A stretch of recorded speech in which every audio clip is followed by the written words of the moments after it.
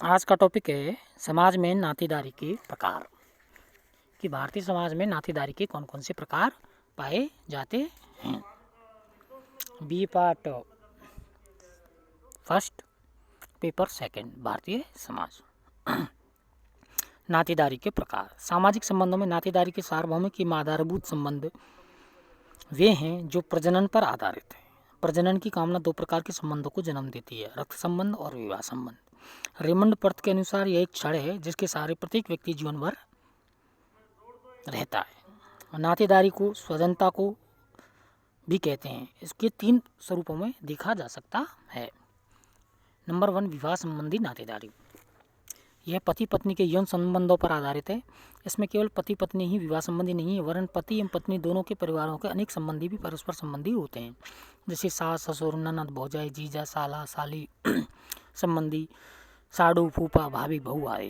इन संबंधों को 2 व्यक्तियों के संबंध में प्रकट किया जाता है, जैसे सास बहू, ससुर बहू, पति पत्नी, जीजा साली, देवर भाभी, ननद भौजाई, साला बहनोई, मामा भांजा, फूफा भतीजा आदि। इन सभी संबंधियों के बीच का संबंध का आधार रक्त न होकर विवाह है। पति पत्नी रक्त की दृष्टि से एक दूसरे से पृथक हैं, लेकिन विवाह आधार पर एक दूसरे से प्रगाढ़ रूप से जुड़े हुए हैं। परिवार के संबंधी भी विवाह के संबंधी हो जाते हैं। अतः विवाह के बाद पुरुष केवल पति ही नहीं, वरन किसी का दामाद, किसी का बहनोई, जीजा, फूफा, ननदोई, मौसा, साडू आदि बन जाता है। इसी प्रकार महिला भी विवाह के बाद पत्नी, पुत्रवधू, भाभी, देवरानी, जेठानी आदमी बन जाती है।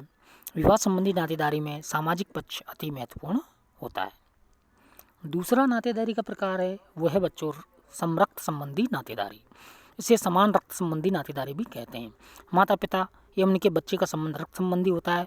भाई बहन में भी रक्त संबंध होता है। इसमें सामाजिक पक्ष की अपेक्षा प्राणी शास्त्रीय पक्ष महत्वपूर्ण होता है। माता पिता तो पति पत्नी होते हैं जिनका परस्पर विवाह संबंधी रिश्ता होता है, लेकिन उससे पैदा बच्चों का खून का रिश्ता होता है। इस प्रकार से माता पिता, भाई बहन, दादा दादी, मामा मौसी, नाना नानी, चाचा बुआ आदि रक्त संबंधी हैं। जब तक समाज रक्त संबंधों को मान्यता न दे तब तक उन्हें समान रक्त संबंधी नातेदारी नहीं कहा जा सकता। समाज में उन्हें अमान्य ठहराया जाता है। जनजातीय समाजों में ऐसी प्रथाएं हैं जिनके अनुसार पिता जब तक औपचारिकताओं का निर्वाह न कर ले तब तक पिता नहीं माना जाता। अफ्रीकन जनजाति में लड़का पिता द्वारा पैदा न होकर फिर भी पिता को पितृत्व ग्रहण करना पड़ता है।